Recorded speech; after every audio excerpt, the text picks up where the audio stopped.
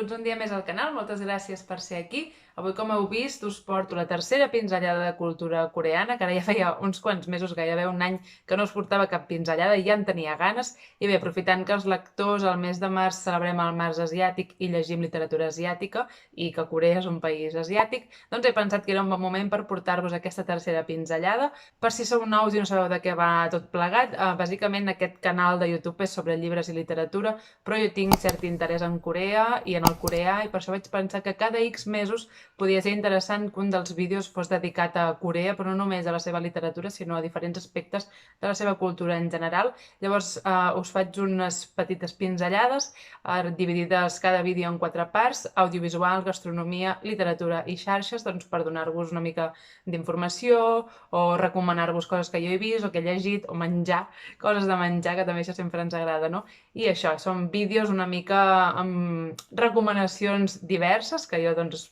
m'agrada parlar d'aquest tema i fer-ho en català a la xarxa, que crec que no es fa gaire. I com que Corea últimament, no, que si amb sèries de Netflix, pel·lícules, restaurants, que cada cop n'hi ha més, doncs sembla que viu una època que s'ha popularitzat bastant, doncs mira, per fer-ho conèixer una mica més aquí en el nostre raconet de YouTube en català. I res, només em queda dir-vos i demanar-vos que si creieu que algú que no coneix el meu canal o que no és lector i que per tant no segueix el meu canal, creieu que aquest vídeo li pot interessar, doncs que el compartiu i li feu arribar d'alguna manera. I res, començarem ja amb les recomanacions. Com sempre us espero a l'espai de comentaris per parlar de tot plegat, i també us deixaré a la descripció les pinzellades 1 i 2 per si les voleu recuperar, ja que a cada pinzellada us parlo de coses diferents, no? I per si voleu, doncs, això, recuperar-les en cas que no les hàgiu vist ja. I comencem!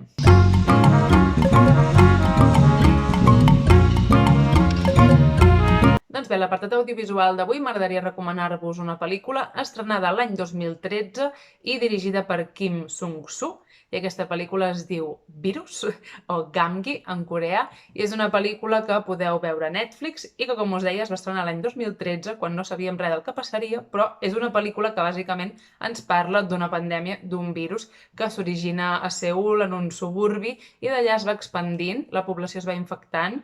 Ens sona, no, això? Doncs la població es va infectant, com reacciona la societat, quan es confinen les ciutats perquè la gent doncs, no es mogui d'un lloc cap a l'altre i tothom es quedi a casa. Llavors, com els científics intenten posar un remei a tot plegat, busquen el pacient zero, no? Perquè a partir del pacient zero, l'infectat zero, diguéssim, podran, doncs, no sé científicament com funciona, però trobar remeis per combatre el virus. I això ja em va semblar sobretot interessant per veure el paral·lelisme amb la nostra situació actual, no? Sí que el virus de la pel·lícula és diferent, quan les persones s'infecten es veu físicament de seguida, vomiten sang, els apareixen coses a la pell, i a nosaltres això no ens passa. I clar, aquell fet, no? Potser hi ha gent al supermercat que de cop s'infecten i enmig del supermercat tu veus que aquella persona s'ha infectat, i això fa que la gent del voltant es posi encara més nerviosa i es generi encara més situació de pànic, no? I això sí que és diferent del nostre coronavirus, però m'ha semblat curiós veure una pel·lícula, doncs, això, de l'any 2013, quan no sabíem res del que passaria, que s'assembli tant, malauradament, als nostres últims anys. I això ja està prou bé. Als coreans els agraden molt les coses gore, sang, fetge, zombis, i a mi això em passa, que pel·lícules coreanes molt famoses no les he vist perquè són de zombis, i a mi les pel·lícules de zombis no m'agraden, no? Però aquesta està prou bé, m'ha semblat distreta. La vaig veure a l'estiu del 2020, ara no me'n recordo gaire, però sé que em va agradar. El conjunt, doncs, us el recomano, i és curiós per això, per veure els paral·lelismes amb la nostra situació actual o de fa un parell d'anys, no?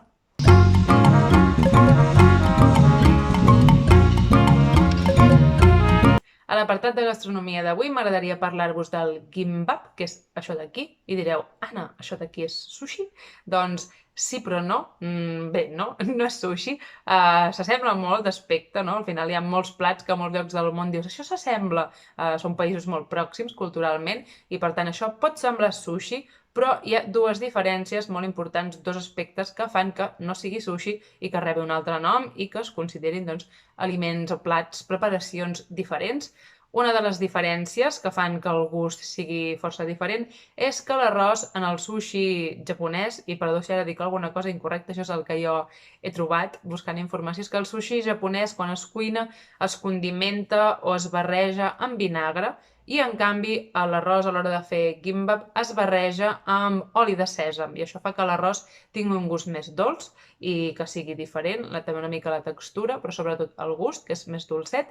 I la segona gran diferència és què posem dins d'aquest arròs o dins d'aquest rotllet amb les algues, no? També el sushi, cada cop trobem doncs, més varietats o també versions per vegetarians o sense peix i tal, però sempre s'ha dit, no, que el sushi el que té a dins és peix cru, amb les seves varietats i variacions i coses, no? Però generalment és peix cru i en canvi el gimbap té coses cuinades, que normalment són verdures, que si pebrot, truita, carbassó, bolets, shiitake, pastanaga, pebrot, ja ho he dit. Però verduretes, també talls de vedella, això són coses cuinades i això fa que a mi m'agradi bastant molt més el gimbap que el sushi, la veritat, això del peix cru no ho porto gaire bé.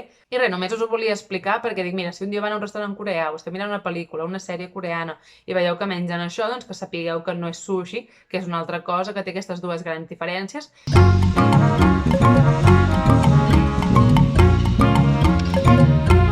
A l'apartat de literatura d'avui m'agradaria centrar-me a parlar-vos d'una autora, no d'un llibre en concret, sinó d'una autora en general, i és que és una autora que jo crec que ha revolucionat bastant la literatura coreana, ha fet que fora de Corea es agafi bastanta popularitat la literatura coreana, se'n vulgui saber més i tot el món editorial estigui doncs, una mica atent al que es fa a Corea, no? I estem parlant de Han Kang, una autora sud-coreana que va néixer l'any 1970, que amb el llibre La vegetariana, que és aquest d'aquí, va guanyar el Man Booker Internacional l'any 2016. Jo crec que a partir d'aquest moment la seva literatura doncs, va travessar fronteres i va fer que es comencés a traduir en idiomes que potser no s'ho havien com ni plantejat, no?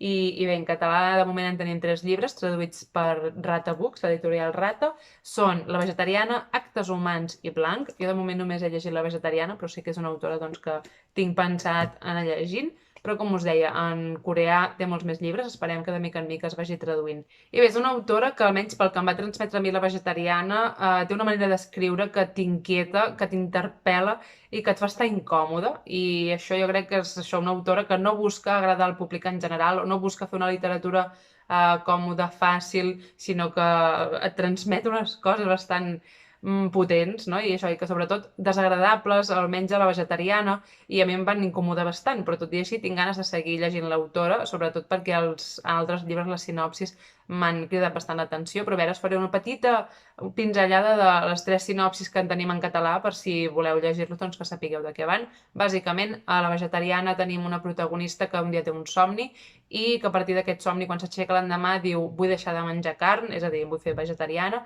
i veiem les conseqüències que té aquesta decisió que ella pren a la seva vida, però no ens ho explica ella, sinó que ens ho expliquen 3 persones del seu voltant. El llibre està dividit en 3 parts, segons qui és el narrador, que són el marit, el seu cunyat i la seva germana.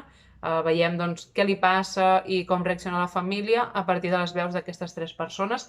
Realment és un llibre bastant incòmode, amb unes escenes i algunes situacions que jo no m'esperava per res trobar-me. Per això jo crec que és un llibre que no agradarà a tothom, però molt interessant el missatge, molt interessant la protagonista, que sense ella poder parlar, perquè no explica mai el que sent, sinó que ho expliquen els altres, doncs t'explica molt de com se sent i ho veus i no sé, molt interessant. Després tenim Actes humans, que està basat en un fet històric que va tenir lloc a la ciutat de Gwangju, sí, Gwangju, que és on va néixer l'autora. L'any 1980 hi va haver una massacre en què van morir moltes persones i ella agafa 7 personatges i amb aquests personatges diferents ens explica doncs, el que va passar i suposo les conseqüències. No l'he llegit, però és el llibre de l'autora que em crida més l'atenció, sobretot pel fet aquest que està basat en un fet real i en un fet històric, una desgràcia que va passar a Corea, no? I em crida bastant l'atenció. I el tercer llibre que en tenim és Blanc, i és que l'autora parteix del fet que el color blanc en algunes cultures és símbol de dol, no? Per nosaltres és el negre, doncs hi ha cultures que per ells és el color blanc, i el que fa un treball d'introspecció a partir de les descripcions d'objectes quotidians que són de color blanc. Aquesta és la premissa. Em sembla curiós sempre les maneres que té aquesta autora d'explicar les coses, no lineal, no planer, no típic, no estàndard. Això també és bastant interessant. I res, això són els llibres que en tenim en català. M'agradaria que als comentaris em diguéssiu si ja n'heu llegit algun, si us crida l'atenció o no, què en penseu d'aquesta autora, i a veure si de mica en mica anem tenint doncs, més traduccions.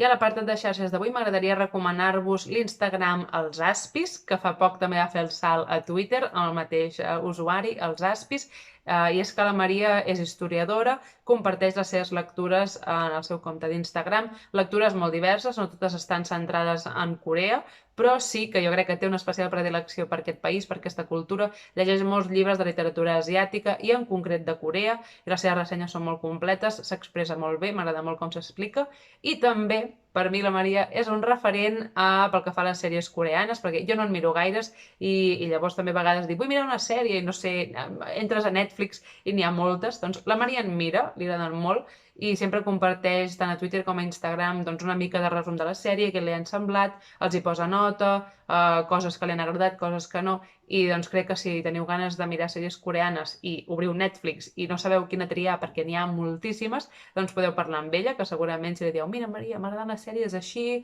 policíaca, misteri, que no hi hagi gaire història d'amor, no sé, una mica segurament us pot ajudar o aconsellar, o podeu llegir les seves opinions i d'aquí a partir d'aquí guiar-vos a veure quina sèrie coreana podeu mirar. Però això, Maria, que moltes gràcies per sempre compartir què et semblen les sèries amb tothom, perquè és que jo m'estresso quan veig totes les sèries que hi ha a Netflix, no sé quina triar, i em van molt bé les teves ressenyes, moltes gràcies, i també, com us deia, les ressenyes de llibres de l'Instagram valen també molt la pena, us animo molt a seguir-la. I fins aquí aquesta pinzellada de cultura coreana. Com sempre, m'agradaria que als comentaris em diguéssiu què us en semblen les recomanacions, si voleu recomanar-me alguna cosa a vosaltres o alguna cosa que cregueu que puc incloure a la pròxima pinzellada, doncs jo m'ho apunto i les recomano en els pròxims vídeos. I res, fins aquí. Espero que us hagi agradat el vídeo. Moltes gràcies per veure'l. Si el voleu compartir o fer-li like i tot plegat, jo us estaré molt agraïda. Adeu!